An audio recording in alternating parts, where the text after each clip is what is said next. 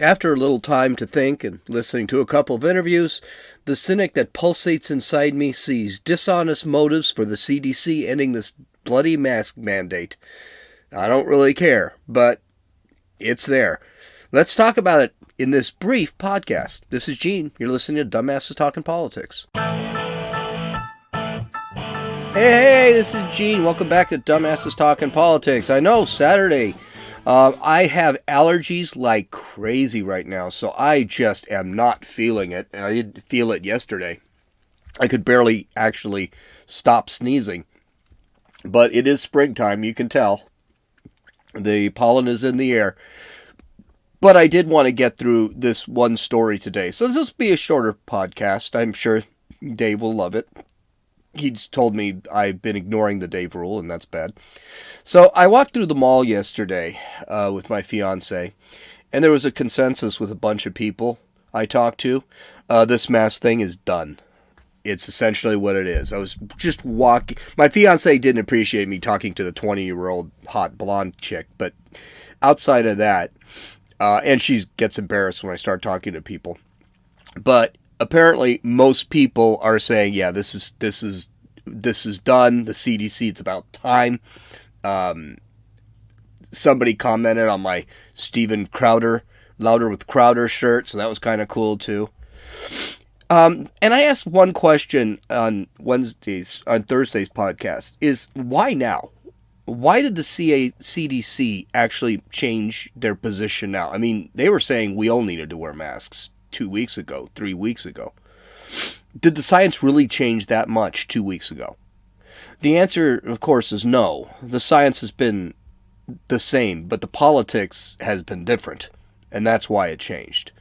This whole thing, now mind you, I didn't have a lot of time to think about it while I was watching the CDC's newscast on Thursday. So I just said, oh, hey, we don't have to wear the mask anymore. Thrilled with it. That's great. I didn't really spit out any positions on it and whatever. I was surprised the Biden administration allowed the CDC to make this announcement. I know the science thing, but this thing with the masks has never really been about science. The lockdowns have never really been. I never felt they were about the science. Because there is no science on masks. There is no science on social distancing. You remember, they told us at first it was supposed to be 6 feet apart, then it was supposed to be 10 feet apart, then it went back to 6 feet apart, then it went back to 3 feet apart. I mean, then it could be spread on surfaces. Then they said no, surfaces have nothing to do with the spread of the virus. They really didn't know that much about this. And there has been absolutely no studies at all about masking. None. Zero.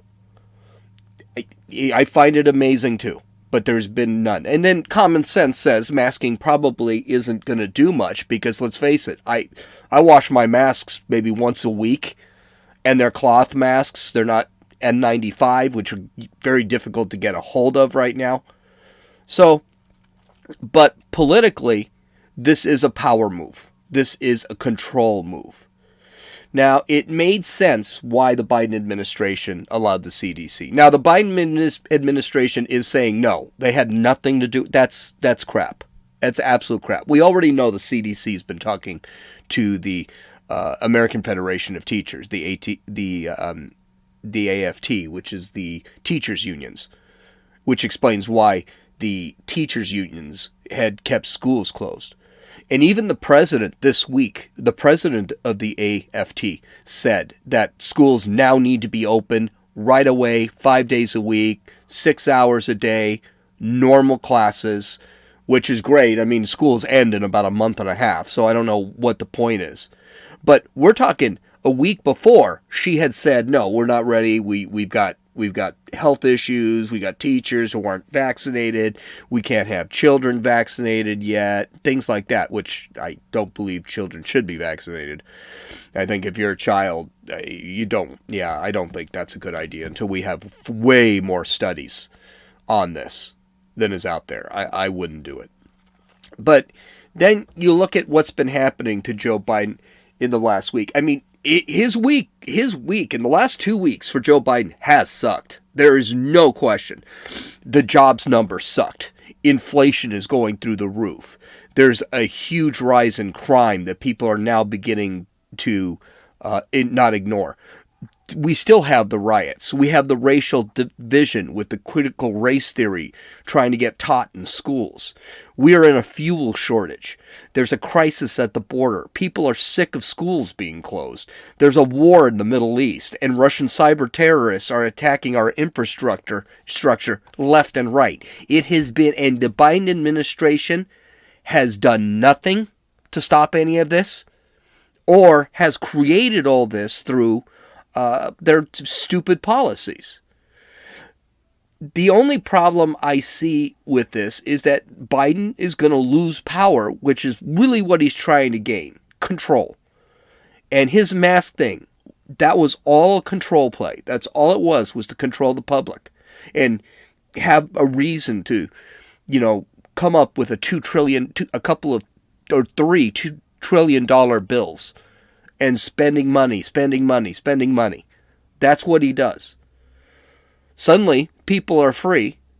They don't need the masks, and they begin to realize, gosh, this really sucked.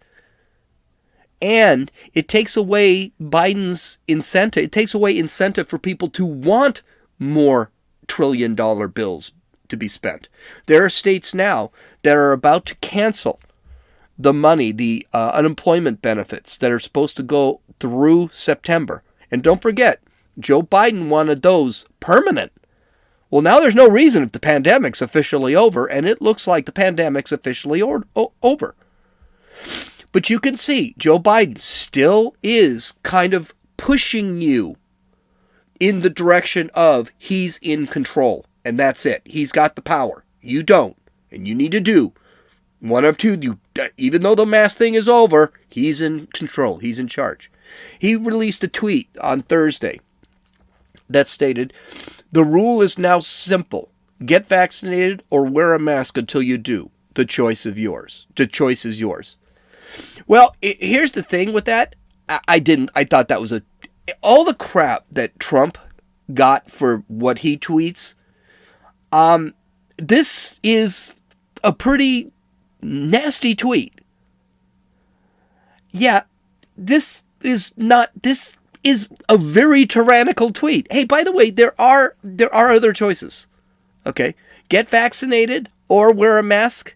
No. There's also, I don't have to get vaccinated and I decide not to wear the mask. I mean, there are other choices there. My parents don't want to get vaccinated.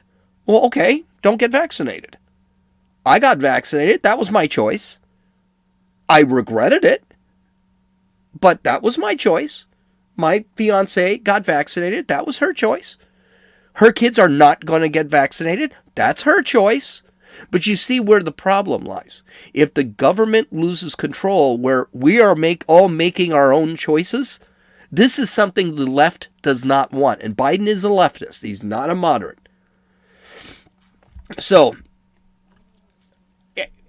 there is this thought that, personal responsibility is a thing. It's not always about the government making the decisions. If my father doesn't get vaccinated and he catches COVID and he passes away, and he said this multiple times, it was my time. It's my choice. I'm not worried about it. There are enough people who have had the virus, and there are enough people who are vaccinated. He already believes we're in herd immunity. I've heard from several doctors, of course, they're on Fox News. They say we're already right around herd immunity. And of course, the leftist media is saying we're never going to be at herd immunity. So, this thing's never going to end, according to them. The whole mask thing has been about control. That's what I'm getting at. Blue states locked down, and they arrested people for not complying because freedom is a pain in their ass. They do not want people to have freedom. They do not want people to have personal choice. They want people to depend on the government. On the contrary, red states opened up because freedom is a good thing. They see it as a good thing. And people need to practice personal responsibility because that's what freedom does. Guess where the highest rates of COVID occurred? The same places that had the highest levels of restriction. Michigan, New York, California, New Jersey. Florida, they opened up, almost a year ago. And their transmission rates, their infection rates, and they are an extremely old state, their infection rates were actually pretty moderate. They were kind of right in the middle of the pack when it came to infection rates. Look at Texas. Texas infection rates, they went up and down, but they, for the most part, they'd stayed open. The lockdowns were BS, and it was always about politics and control. Now, in response to the blue checks to Biden's tweet, yeah, he got pretty much just leveled on that whole thing. John Ziegler tweeted, if Trump, he had wrote this wrong, if Trump had been pro-mask from the start and said this now, the woke crowd would be taking to the streets. That is clearly true. This is clearly a move to help the mask cult accept this new edict by making them feel better, knowing they can still feel morally superior to and be allowed to shame others. This is absolutely true. A couple of people, I believe it was Ben Shapiro, said his doctor had told him after he had gotten the shot, and his doctor was a leftist, good doctor apparently, but a leftist. He got the shot, and the doctor, he asked, do I need the mask anymore? He says, well, technically you don't need the mask, but you should wear it because of politics. That's not a reason to wear a mask. But I have heard several people say that. And you still see people walking outside right now in San Diego, California, in the streets, walking by themselves with masks on. It's truly egregious. I don't think they're walking around because of some sort of politics. As a matter of fact, a lot of those folks, I bet you $1, they really don't know. But they've been told enough they can't stop wearing the mask. Even though the CDC now says no one needs to wear a mask outside. Even in large crowds, you don't need to wear a mask. Maybe if you're unvaccinated, you need to... I'm sorry, let me revise that. You should, if you're in a large crowd, you should wear a mask if you're unvaccinated. But if you're vaccinated, it doesn't make any difference. Here's from Tommy Loren. She's a reporter for Fox News. Imagine if Donald Trump issued this kind of BS ultimatum. Yeah. And that's what this tweet from Biden is. It's an ultimatum. If liberals would have lost their freaking minds, not that they have much up there to begin with, but still. Yeah, Tommy Loren's pretty conservative. She does not like Biden. Here's one from Representative Andy Biggs of Arizona. Quote, the choice is yours, end quote. Sounds an awful lot like a threat, Joe. You have no business issuing fear-based ultimatums to the American people. They have the freedom to choose whatever they please, vaccine or not. This is correct. I mean, I don't know if it's a threat. I don't know what he's going to do if it is a threat. All these people, right now, DeSantis in Florida, it has issued a proclamation. He's going to pardon everybody who was arrested or fined for not wearing a mask or not following the masking guidelines. And he said it's going to be a couple thousand of them. You know, I find it amazing that this is more important, whether you wear a mask or not, outside, more important than murder or rioting, and I'm not kidding, in Los Angeles. This stuff, people are getting arrested for not wearing a mask, but meanwhile, you've got criminals that are being freed right away. I mean, in California right now, it's not illegal. It's not illegal to drive incorrectly, running through a red light. You're probably not going to pay a fine. It's gotten so bad in California. They're even talking right now, because Gavin Newsom is an idiot and he's up for recall, that any existing fines are not going to be... So if I have a fine for driving, I'm a low-income earner, I don't have to pay the fine. So, I mean, they're waiving everything in California. The law and order thing is a big deal. And for some reason, it is more egregious to not wear your mask than it is to steal or riot or burn a building. It's really kind of sick. But I think Michael Knowles pretty much responded the way that I should have when I read that tweet. He said, Michael Knowles, he's a journalist from the Daily Wire. He said, LOL, cool story, dude. In other words, hey, Joe, F you. We're going to do what we want, whether you want us to do it or not. So, and I think Knowles is actually vaccinated because I do listen to his show every once in a while. But that's really how we should be taking this. And what's happening is that Biden knows people are going to be just saying that now. We're beginning to see in the society now the pushback against all of this garbage that this administration is doing right now. The spending. People are actually saying when they were getting their checks, my fiance is a prime example. You know what? Keep the check. Stop spending the money. It's not necessary.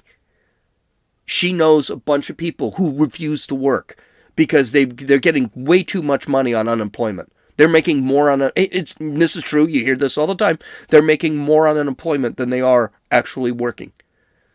And I've heard from several people, you know what? Stop paying these people. Stop spending money. They're bitching about the gas prices now. $7 a gallon for gas in Virginia right now. That is a Biden fault. People are pushing back against the critical race theory.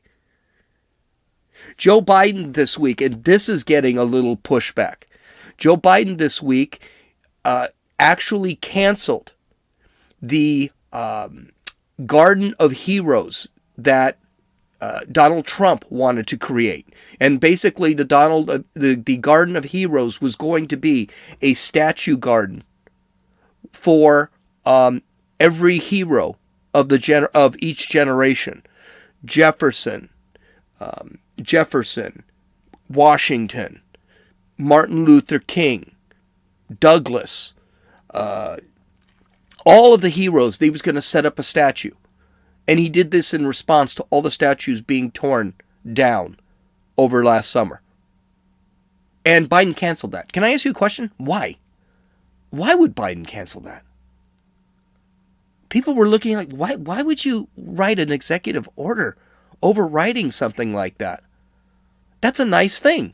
There's nothing wrong with it. People are fighting this critical race theory thing. You know, where everyone's a racist. And they want to teach this shit crap in schools. They want to teach the 1619 Project in schools. The 1619 Project, by the way, even the author admits it's not historically factual. She admitted it. Its message is what's important. It's not whether it's historically factual or not. It's not. And I've read the damn thing. It is way out there. But so people are beginning to push back on all this crap. People are getting tired of this crap. And that's a good thing. I tell you, 2022 could not come fast enough. Heck, even Democrats are getting tired of this stuff. They were looking at these $2 trillion infrastructure bill and this $2 trillion American Families Plan. And Democrats are saying, no, we can't do that. Inflation is already up. It's not going to be 10 years before inflation hits. I mean, this $4 trillion, he's talking about spending this in the next 6-7 years, but not having the money to pay it back for 15. How does that work? You're going to spread this out? I mean, you're going to kill my kids is basically who you're going to end up killing. My kids and my grandkids. Because they're going to end up paying for it.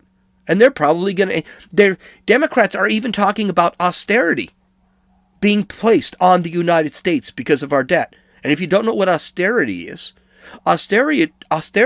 when our debtors actually control our economy. They make decisions based on our economy. Who's our biggest debtor, by the way? China.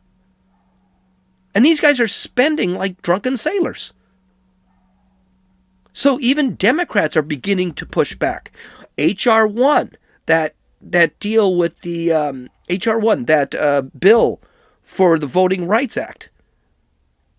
That's being pushed against. States are creating their own laws right now, which is completely legal, that say, okay, they can implement HR1 all they want. We're not gonna do that. It's unconstitutional. HR1's unconstitutional. It's not going anywhere anyway. People are beginning to push against gun control. Now states are saying, well, not only can you buy any gun here, but you can legally carry without a permit. Idaho, North Dakota, South Dakota, Montana, Texas, Georgia. They're all, I don't know about Georgia. Georgia's kind of a leftist state, but these states are beginning to allow you to carry guns. Gun purchases are through the roof. People are pushing back, and that's important. They need to push back. This is the way that things are going to work. And they're pushing back against the corporations that are pulling this leftist BS too. Ben & Jerry's, a completely leftist organization, sees their products being bought less. I think they're down 10%. Disney is way down. Disney's subscribership on Disney Plus is almost at half of what they were. It was a huge problem for them in this past quarter. Coca-Cola took it in the teeth when they decided to go woke with this Don't Be White campaign they pushed on Twitter and on their cans. They had to take it all back. Disney had to take back I forgot about Disney. I forgot this other thing. Disney was going to push critical race theory on their employees. People found out about it. They lost more subscribers. And then they ended up taking it down because they didn't want to even deal with it. Companies are getting hit now because all their let's not forget the NBA and the NFL. The NBA is down another 30% in viewership. They've been going down in viewership, they said, since about 2014. They've been going down, and they haven't been going down 6-7%. They've been going down 10, 15, 20%. Their viewership is down almost probably over 50% since 2014. NBA used to be one of the most watched sports in American life. NBA, same thing. Or not NBA, excuse me, the NFL, same thing. The NFL, way down since Colin Kaepernick started pushing his garbage with kneeling. And I will bring this up. So apparently Tim Tebow is about to get signed by, I can't remember what football team it is, the Jacksonville Jaguars, I believe it is. So he's about to get signed by the Jacksonville Jaguars. Now, Tim Tebow used to play NFL. He wasn't a very good quarterback, but that's what he did. He was a running quarterback, very big guy. So he played for the NFL, got kicked out of the NFL. Nobody would take him because he just wasn't that great a quarterback.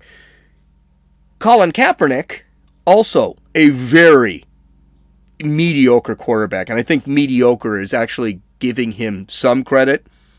He basically got released by San Francisco, never got picked up for another team because of his political stances, being so vocal on his political stances. So Tim Tebow got signed, and everyone started screaming, why isn't Colin Kaepernick getting signed? Why isn't Colin Kaepernick getting signed? Everyone on Twitter just throwing an absolute fit last week about it. Well, there are a couple of things. First off, Tim Tebow's not getting signed as a quarterback. He's getting signed as a secondary or tertiary quarterback and as a tight end. He's probably going to be playing a lot of tight end because he's got great hands and he's got great speed. And that's what they're signing him for. He'll play quarterback if he has to, but no one thinks he's a great quarterback. And Tim Tebow is not a controversial figure. He's not a polarizing figure. Outside of the fact that he's extremely Christian, he's not a polarizing figure. And he will actually bring people to the seats. Whereas Colin Kaepernick, people will avoid watching a team because he's on that team. I mean, even the Raiders think he's toxic, and they want nothing to do with him. And Colin Kaepernick, the NFL is not a platform for your political stance. He hates America. People who watch the NFL are typically heavy patriots. They are not going to want to watch this guy kneeling again and starting all his crap over again. This is the pushback, folks. This is the cancel culture from the conservative side. We don't go out and cancel. We just stop. That's it. I'm not gonna scream, hey, cancel Ben and Jerry's. I think they're a horrid company. I just won't buy their products. I'm not gonna cancel Coke and scream for a boycott of Coke. I just won't buy a Coke. I'll buy a Pepsi, or here's something wild and crazy, I'll drink water. So, okay, well, I didn't make it that much shorter a podcast. I only made it 26 minutes, but I did follow the Dave rule. Okay, you can visit my website at Dumbasses Talking Politics, and you can download or listen to this podcast on Apple Podcasts, Podbean, Podcast Addict, Stitcher, YouTube, and Rumble. And I have a couple of new Dumbasses Talking Politics video shorts coming out. Visit my website, or not my website, excuse me, but visit my YouTube channel at Dumbasses Talking Politics, and you can take a look at them. This is Gene, and you've listened to Dumbasses Talking Politics.